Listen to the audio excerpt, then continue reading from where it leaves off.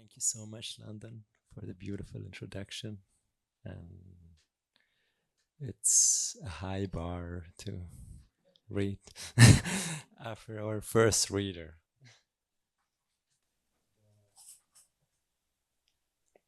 Mm.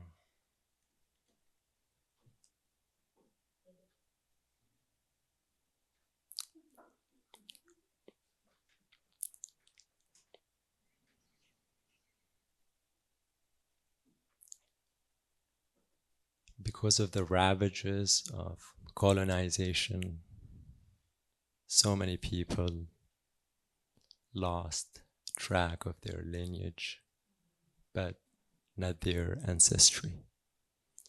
Ancestry is our energy that moves in the world. It's the habit and the habit that breeds craft. And poetry is the craft that keeps the ancestry in our memories, and a song that keeps stirring in our bodies. Thank you.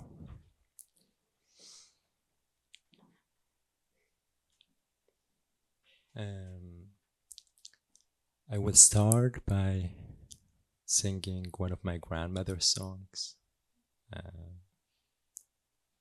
in Kurmanji.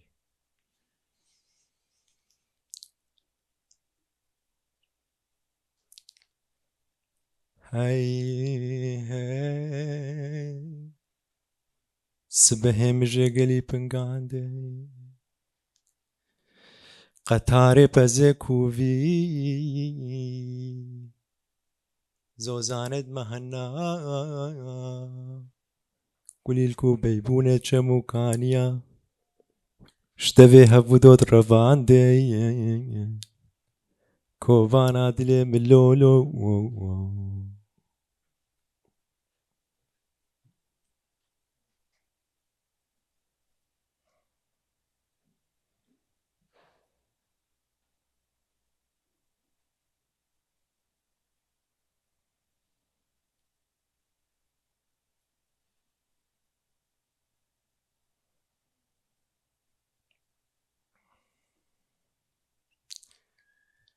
And this poem, I think I read it everywhere I go since I wrote it, and it's my land acknowledgement.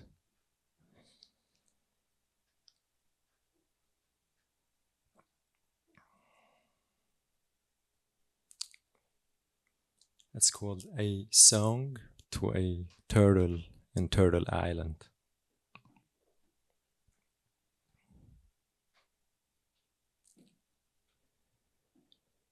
We sowed the remaining seeds of survival and worshipped the devil that others told us we worshipped. When our habitat was stormed by others in their blue uniforms, assailed, we took sanctuary in a deep Marmara. But we weren't amphibious enough.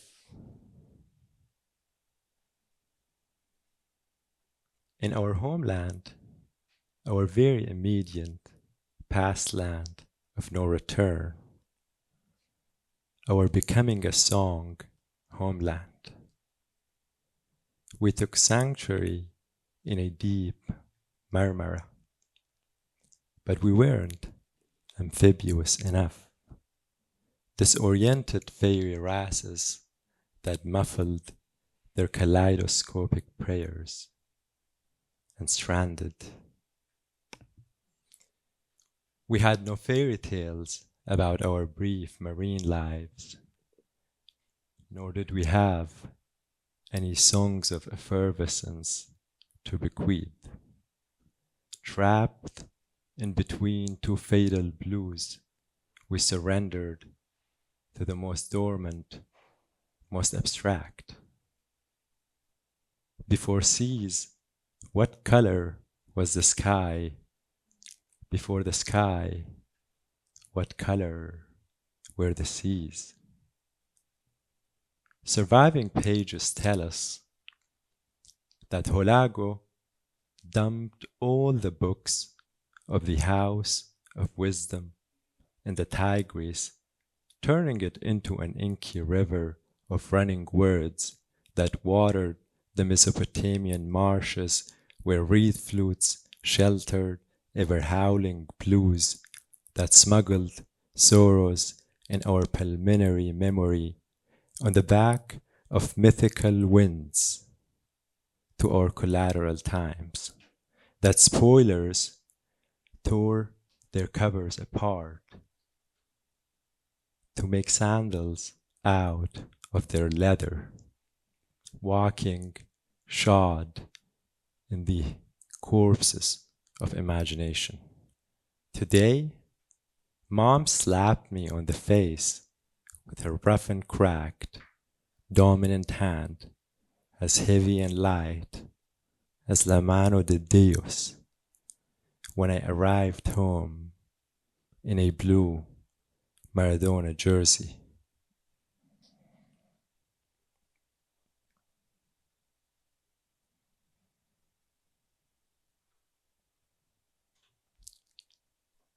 This reading gave me a space to collaborate with Anastasia, and it's been a big, great pleasure and a great learning experience and a lot of fun in the process. They gave me a prompt to write about hair or my hair. And this poem was birthed by that prompt.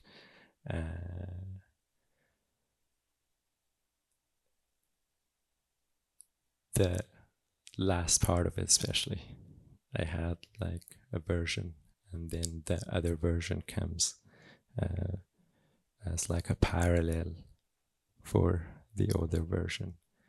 And it's called Mechanical Birds Snip Over My Head Field.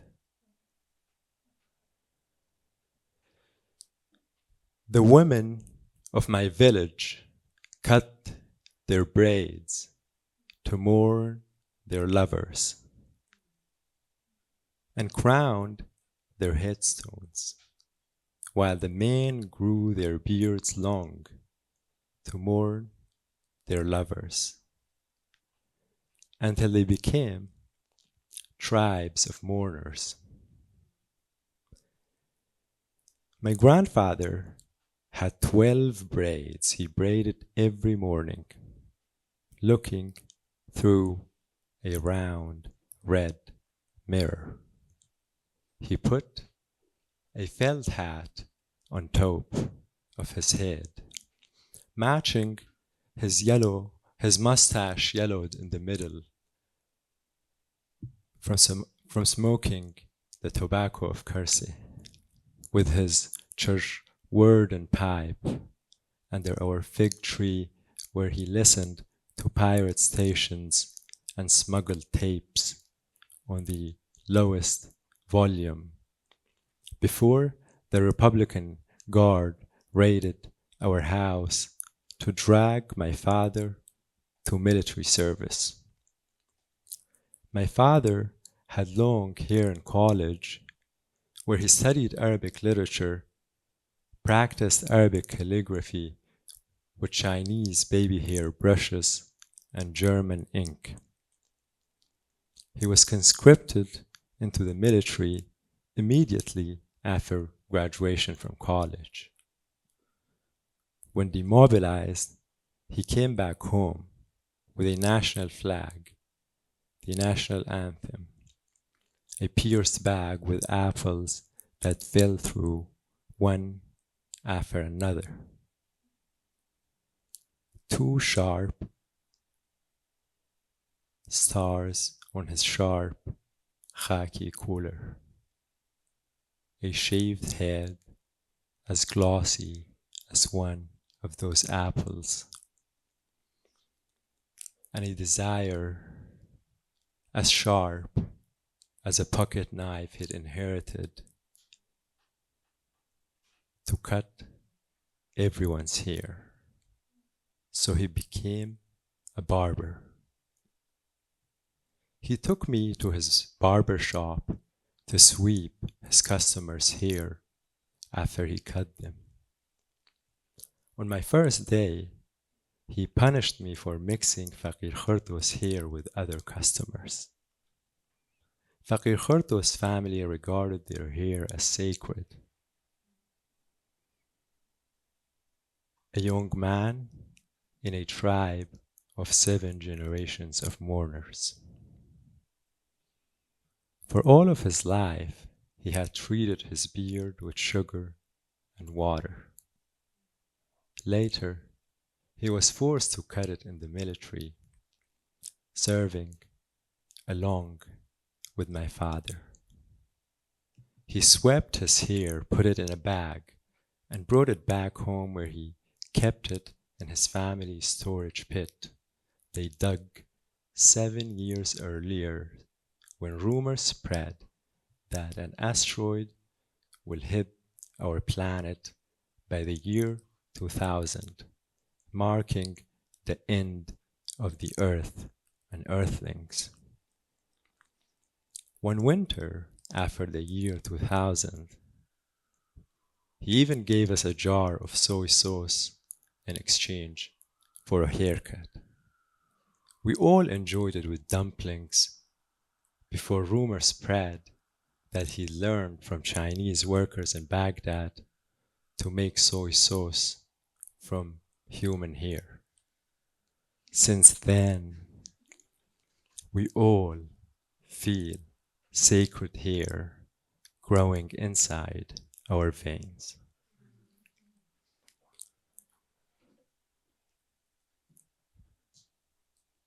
Thank you. Really appreciate that. I feel very thirsty.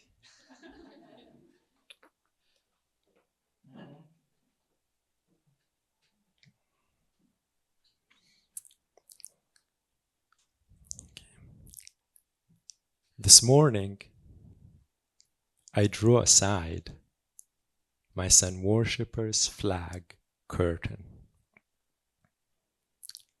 to investigate the weather. What are you doing standing naked by the window? The man from Whitehorse I hooked up with last night asks. I just wanted to check out the weather, then I got busy thinking about all the dewy plants and car windshields. Dude, that's not something worth getting out of bed for. You can check the weather on your phone just like checking time. Then you're probably looking too much like a gay billboard to everyone walking their dog on the street. He says, alternating looks between me and his phone screen while scrolling on Instagram. I journal in the bathroom as I shit. I am low on food in my fridge, but I can probably make him an avocado toast. How should I do my hair today? Maybe I should ask him to weave my braid in turn for the avocado toast. This is for you. I point out to the avocado toast, talking to the man who just came out from my shower.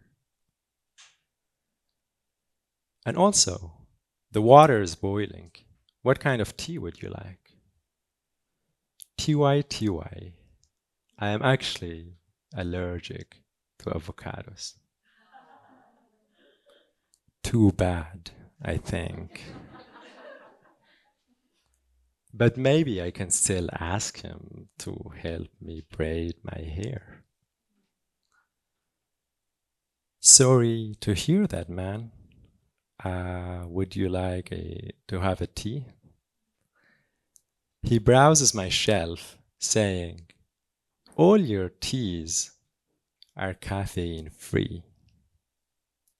Yes, I drink a lot of tea, and I quit caffeine a while ago.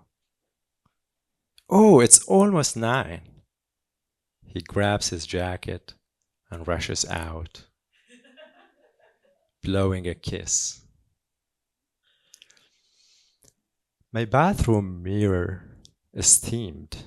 I think to myself, he must have taken a shower and did not look at himself in the mirror, just like any man with short hair.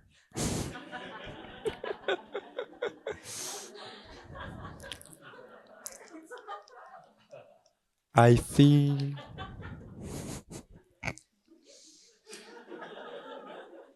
Thank you for laughing together.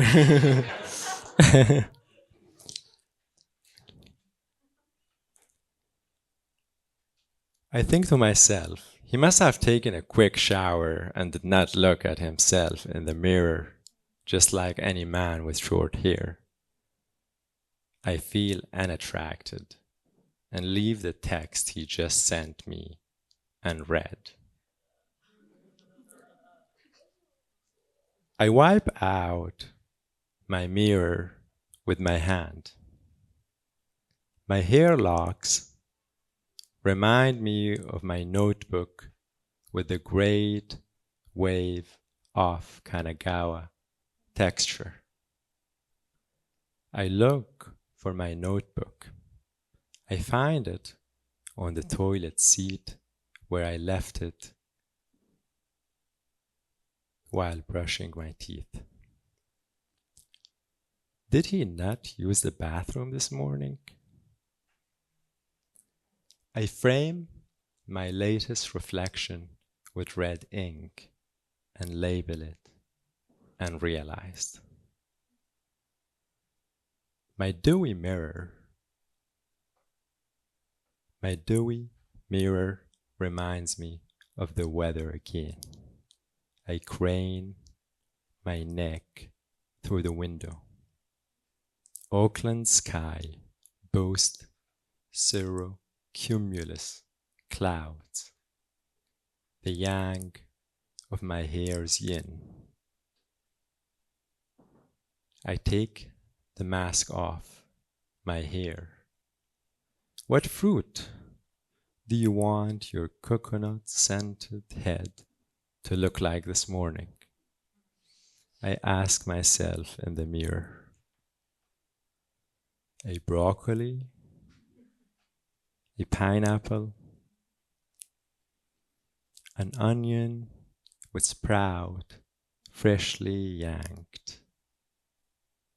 I walk into the world shedding my top layer to feed a snail. I walk further until I am my shadow away from the snail. 3 crows perch on my shadow head to eat. 2 of them share the onion layer. The other crow pecks at the snail.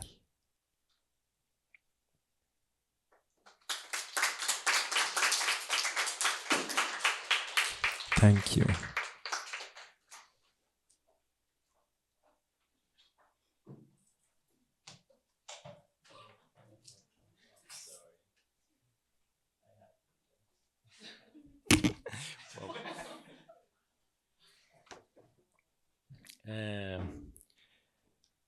Next, I would like to invite Anastasia back here to read something we've collaborated on together. And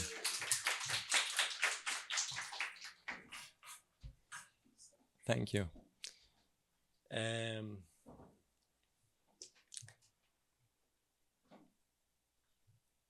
we thought a lot in the process, and this poem came last minute. But we've been thinking about a lot of things. Monument, Anastasia mentioned, here, and Hello. and sound and meaning. So we go back to the classical Chinese poetry, a form called Juiju, if you are familiar with it. It didn't make sense to me. It's math in some ways. Math doesn't make sense to me. And then so we did write a Juiju. And Zêdan wrote a jeju. I'm helping read it. I sort of just put them in the boxes to measure the sounds, you know? It's like you make a instrument with someone, then you just tone the strings. That's what I did. So we're reading from the Juju, and then we're reading a lot of things that came up in the process that we didn't use, but we love. Yes, but I'd also like to name that you and I, our first languages are monosyllabic, and so we were very intrigued by writing monosyllabic poetry. Vietnamese and Kurmanji are both monosyllabic, and this form is actually newly developed in English, and it's called Sino-English. That Jonathan Starling at the University of Oklahoma, who is like a translator of Chinese poetry,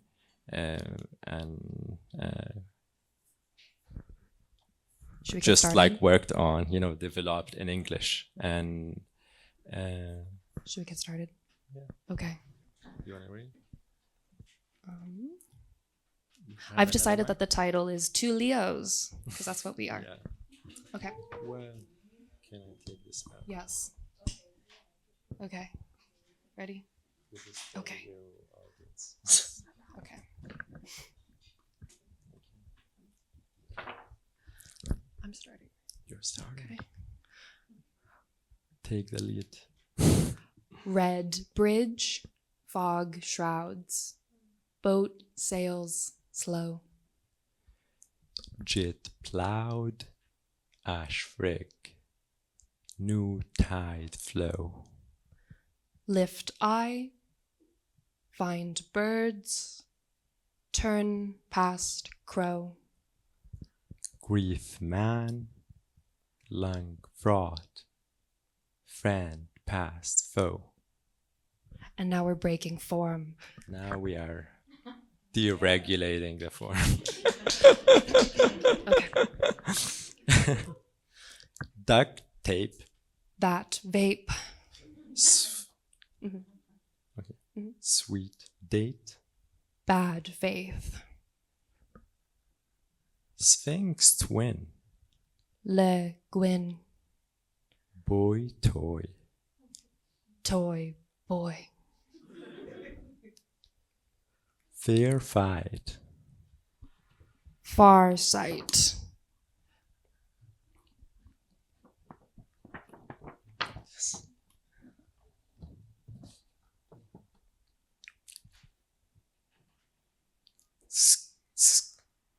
It's risk. Fair game. No fame. Ball hiss. Ball kiss. Beehive. High five. Bees tease. Yes, please. Thank you. Woo.